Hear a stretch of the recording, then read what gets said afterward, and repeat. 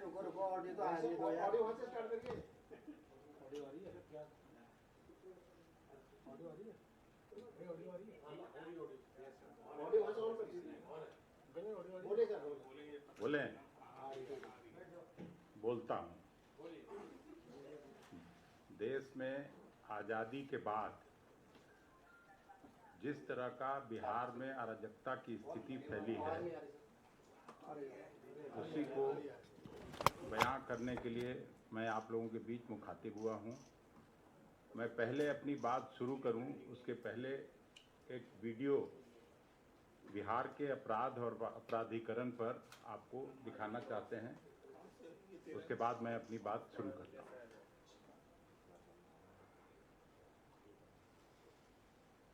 डेढ़ घंटा से पुलिस को कोई इंफॉर्मेशन नहीं है। यहाँ 1:30 बजे 11:30 बजे यहाँ गोली मारा गया है। बगल में आपका थाना है और जो आदमी उसके बाद 10 मिनट बाद यहाँ पहुंचे हैं, यहाँ से जिप्सी क्रॉस किए, उसको भी नहीं पता कि हमारे एरिया में क्या रखा है। 12 बजे हमने आपको पुलिस कंट्रोल रूम में मैसेज दिया, उसके बाद भी मैदान थाना के लोग अभी तक नहीं पहुंचे थे। 11:35 में वहाँ 1:35 में पहुंचा है गांधी मैदान थाना। आपका मेडिकल वाले गश्ती दल वाले हमको तो गलत मिल गया एड्रेस।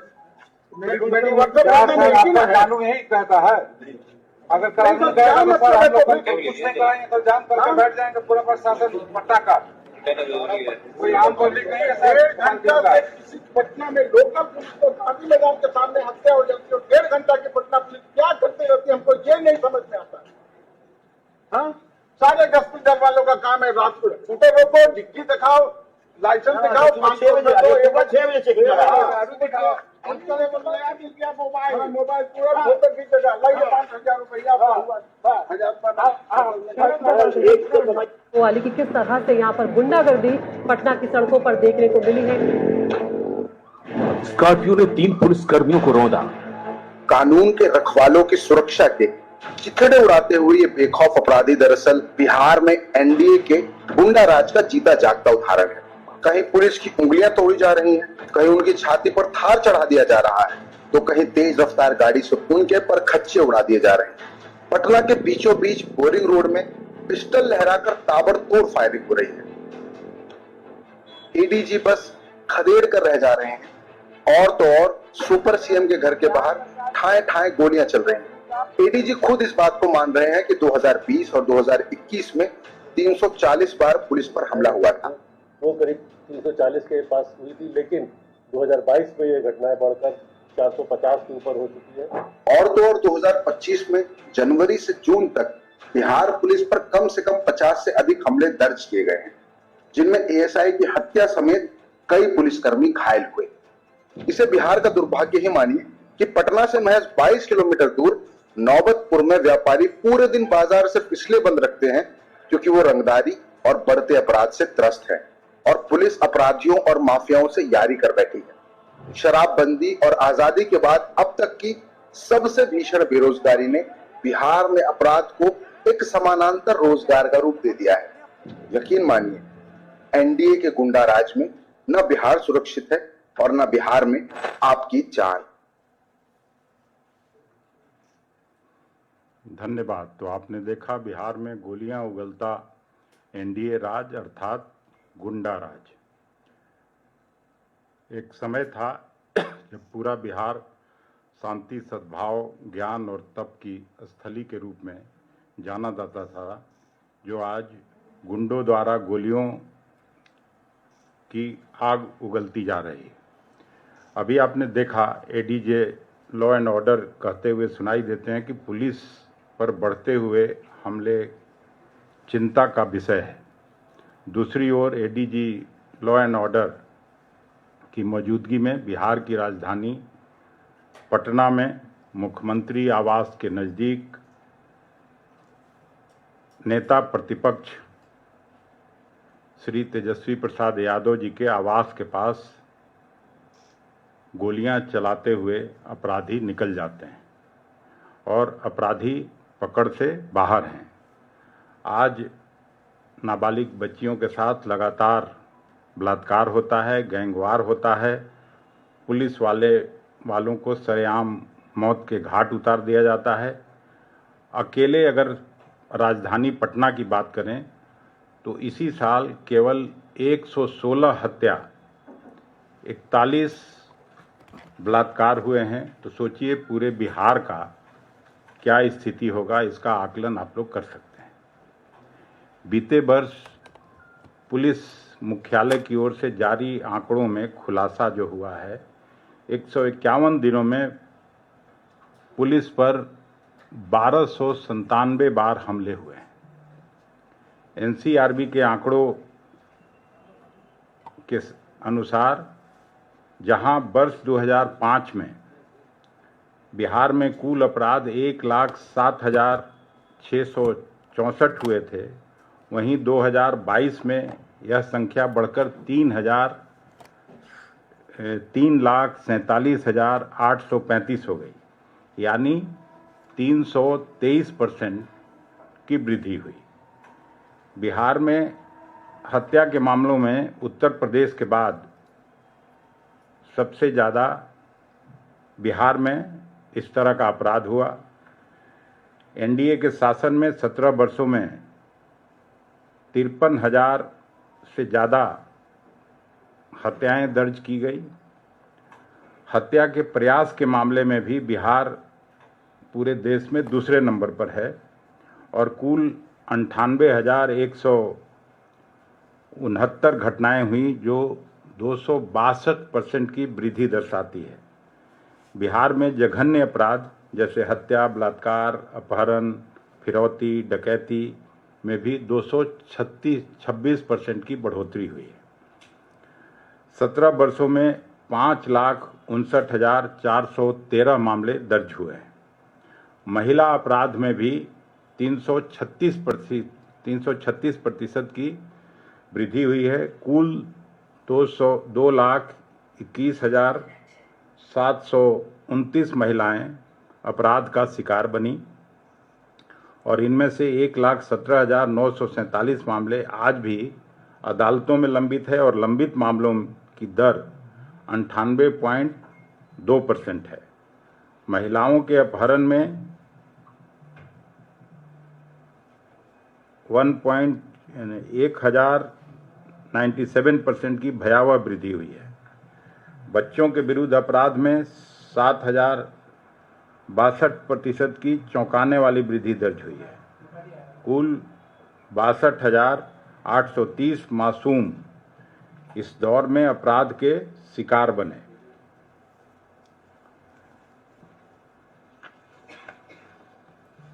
दलित उत्पीड़न के मामले में बिहार उत्तर प्रदेश के बाद फिर दूसरे नंबर पर है।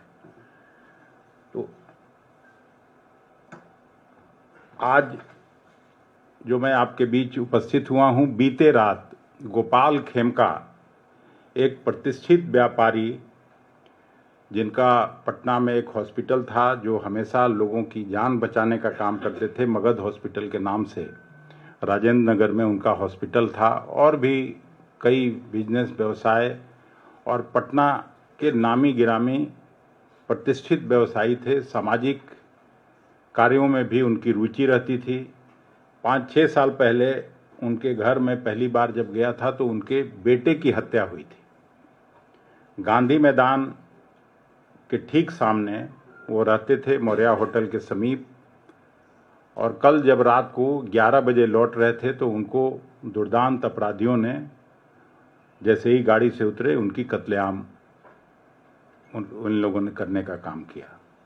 वहीं पे एसएसपी साहब रहते हैं, पूरा पुलिस महकमा रहता है, और इस तरह की जब हत्या होने लगे, खास करके बोरिंग रोड में अभी 10 दिन पहले वहाँ लगातार गोलियां चली, हत्या हुई, और जिसका आंकड़ा मैंने आपको दिया।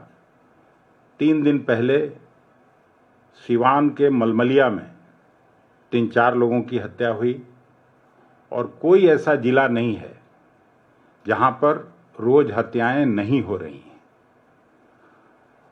और अब ये ऊपर चला गया है। बिहार की जनता, जो नौकरी पेशा लोग हैं, जो छात्र नौजवान लोग पटना शहर में रहते हैं या बिहार के दूर दराज के इलाके में रहते हैं, उनको भगवान भरोसे छोड़ दिया गया है। और ये तब जब ज़्यादा होता है जब भारतीय जनता पार्टी के साथ नीतीश जी का गठजोड़ होता है। उस समय हत्या, बलात्कार और बच्चों के साथ जो अन्याय होता है वो ज़्यादा बढ़ता है। हम आज यहाँ से मांग करते हैं राज्यपाल जी के हस्तक्षेप का। राज्यपाल जी को तुरंत हस्तक्षेप करना चाहिए। बिहार ऐसी त्रासदी के दौर से गुजर रहा है कि उनको सरकार पर दबाव डाल के और केवल हत्या, अपहरण और ये जो गुंडा राज है एनडीए सरकार का, उस पे विधानसभा का सत्र बुलाएं।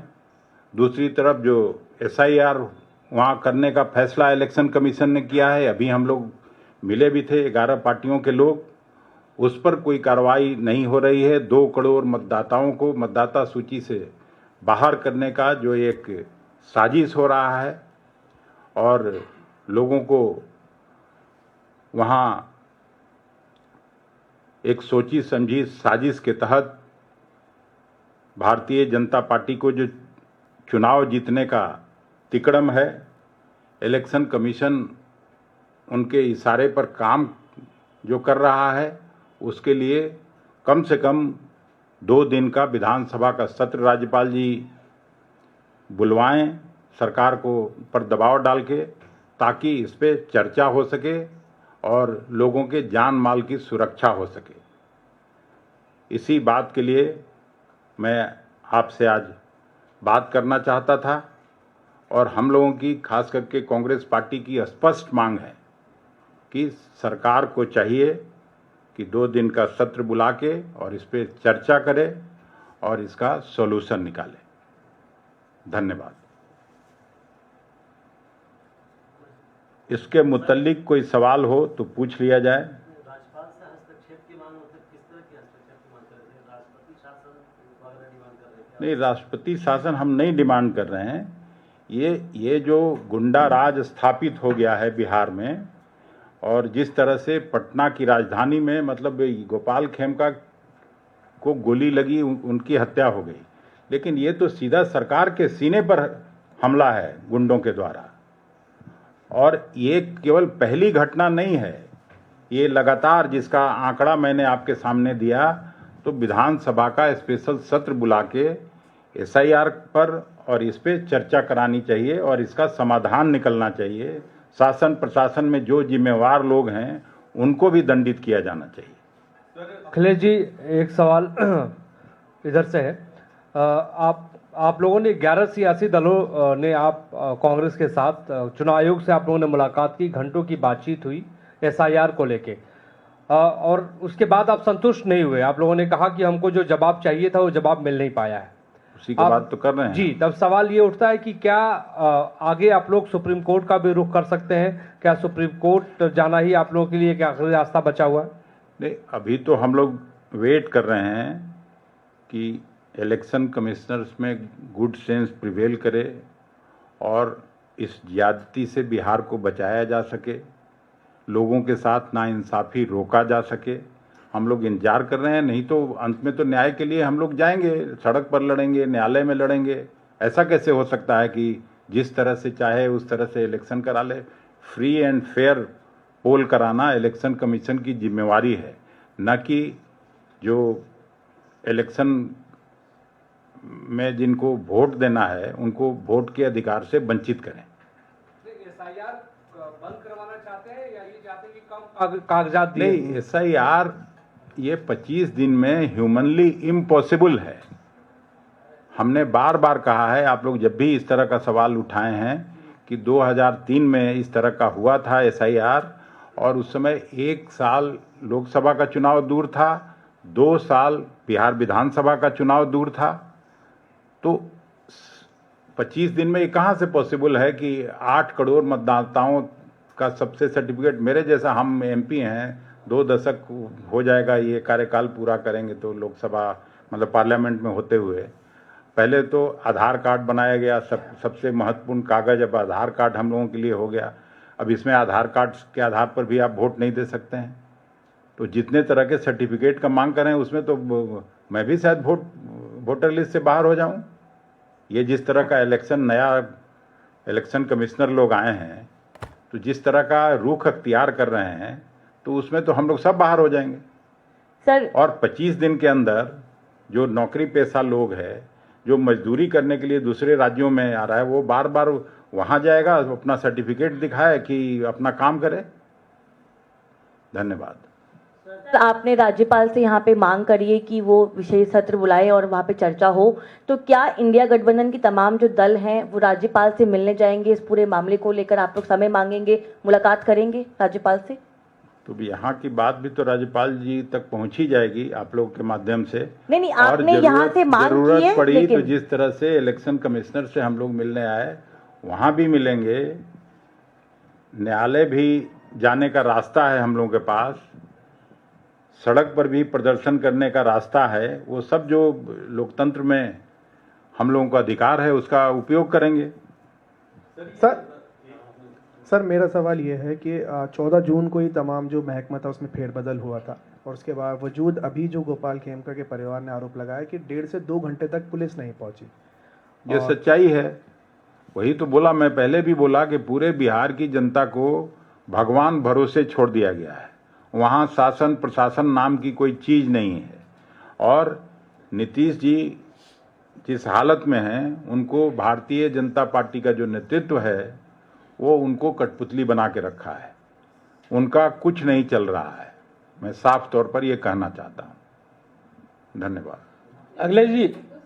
अखिलेश जी, मेरा सवाल ये है कि आपके ठीक पीछे जो पोस्टर है बिहार में और गुंडा राज, आपने तुलना की है, और बिहार में पिछली सरकार जंगल राज ये नारा रहता था। अब जब चुनाव ज़्यादा दूर नहीं है, एक बड़ा मुद्दा क्या ये बनेगा कानून व्यवस्था के नज़रिए से? पीएम मोदी का भी प्रस्तावित दौरा है, जब वो लगातार बिहार का दौरा कर रही हैं, तो एक बड़ा मुद्दा महागठबंधन की ओर से कानून व्यवस्था का मुद्दा रहेगा। तो लोगों की सुरक्षा, जान माल की सुरक्षा शायद सबसे अहम है किसी भी सरकार के लिए, किसी भी समाज के लिए। इससे बड़ी बात कुछ हो नहीं सकती है। 20 साल अब नीतीश जी के अगुवाई में ये सरकार बिहार में पूरा करने जा रही है, और अब भी जंगल राज और दूसरे सरकारों से तुलना अगर कोई कर रहा हो तो फिर भगवान ही मालिक है। 20 साल कोई कम होता है? 20 साल उनका हो गया, 11 साल इनका हो गया। और बिहार की क्या स्थिति है आप किसी से छिपा नहीं है। आज हम लोग इस गुंडा राज पर ही बात करने के लिए आपसे आए।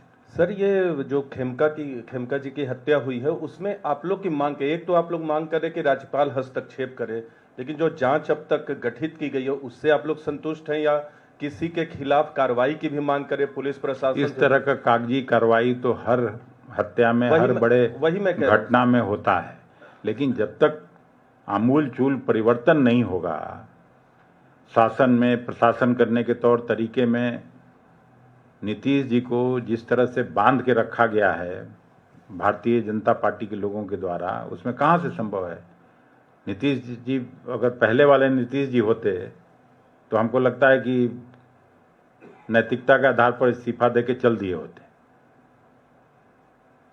लेकिन उनको एक कठपुतली बना के चलाया जा रहा है। एक सवाल है एसआईआर से, क्योंकि एक एसआईआर से पूर्व मुख्य चुनाव आयुक्त हैं एसवाई कुरैशी, उन्होंने ये जो प्रक्रिया एसआईआर की उस पर सवाल खड़ा किया है, लेकिन उन्होंने उसी लेख में लिखा, आर्टिकल में, कि जो दस्तावेज जमा करने की अंतिम तारीख है, कई सवाल खड़े के पूरी प्रक्रिया पे जो टाइमिंग है, लेकिन उन्होंने एक सुझाव दिया कि दस्तावेज जमा करने की अंतिम जो तिथि है उसको बढ़ाना चाहिए चुनाव आयोग को। क्या इस सुझाव पे आप लोग सहमत होंगे?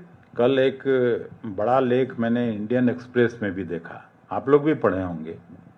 ये ह्यूमनली इम्पॉसिबल है इतने कम समय में, इसलिए इसको तुरंत मुझे लगता है कि वापस करना चाहिए। सही समय पर चुनाव होना है तो ये हो नहीं सकता है। जी, बिहार यूपी से ही जुड़ा हुआ सवाल है। हिंदी भाषा को लेकर राज ठाकरे एक बार फिर बिहार और उत्तर प्रदेश को निशाने पर ले रहे हैं। वो कह रहे हैं कि हिंदी भाषा बोलने वाले यूपी बिहार के लोग जो हैं वो आर्थिक रूप से पीछे हैं और ये लोग हमें फिर हिंदी सिखा रहे हैं। क्या हमें आर्थिक रूप से पीछे करना चाहते हैं? तो आप राज ठाकरे की क्यों बात करती हैं? वहाँ भी भारतीय जनता पार्टी की सरकार है और हमेशा से बिहारियों के साथ सौतेलेपन का व्यवहार ये लोग करते रहे हैं जहां भी भारतीय जनता पार्टी की सरकार हो। ये कोई नई बात थोड़ी है। वहां वोट मांगने जरूर जाएंगे, वहां बिहार को नए नए सपने दिखाए जाएंगे। प्रधानमंत्री जी अभी जाने वाले हैं चंपारण में, मैं वहां का प्रतिनिधित्व कर चुका हूं।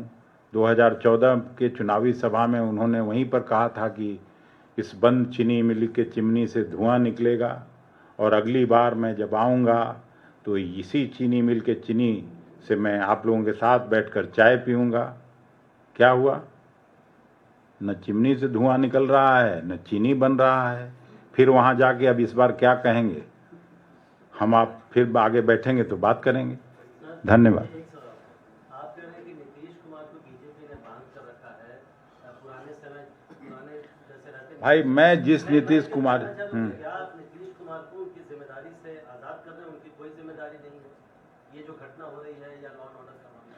नीतीश कुमार जी को जितना मैं जानता हूं, नीतीश कुमार जी ओरिजिनल नीतीश कुमार जी होते तो ऐसा नहीं हो सकता था।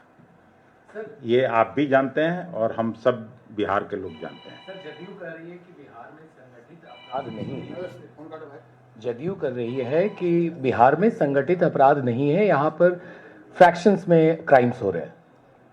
तो इस व्याख्या से बिहार के लोग खुश होंगे कि संगठित अपराध नहीं है। और संगठित अपराध नहीं है तो ये क्या है? जो सिवान की घटना हुई उसके बारे में आप पता करिए ना। 3-4 लोगों की हत्या हुई है 2 दिन पहले मलमलिया के पास।